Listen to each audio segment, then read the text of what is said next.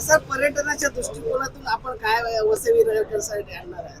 आपल्या आज रोरो फेरी सर्व्हिस आपण चालू केलेली आहे 2010-11 पासून कंटिन्यूस पाठपुरावा. त्याच्यामध्ये बरेच अडचणी म्हणजे एन्व्हायरमेंटचे असतील, मँग्रोव्स म्हणजे आपण बघितलं इकडे रॅम्प वगैरे बनवायला मँग्रोव्स पासून सगळेच अडचणी आल्या. 2010-11 आज 2024 एवढी वर्ष लागली फक्त रोरो फेरी सर्व्हिस आपल्याला चालू करायला.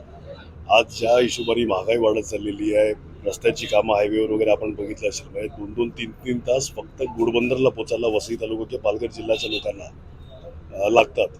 ह्याच्यामुळे 20 मिनिटामध्ये वसईवरून आपण मीरा भाईंदर, उद्याला जो लिंक रोड मीरा भाईंदरपर्यंत येईल तर तिकडून आपण न हायवेला जाता लिंक रोडच्या माध्यमातून मुंबईपर्यंत जाऊ शकतात. हायवेवरून जायचं झालं तर मीरा भाईंदरवरून एक 15-20 मिनिटावर हायवे लागतो. मग ठाण्याला वगैरे जायला पण ही सोयीस्कर पडेल. त्याच्यामध्ये दुसरं एक एक्सप्लोरेशन चालू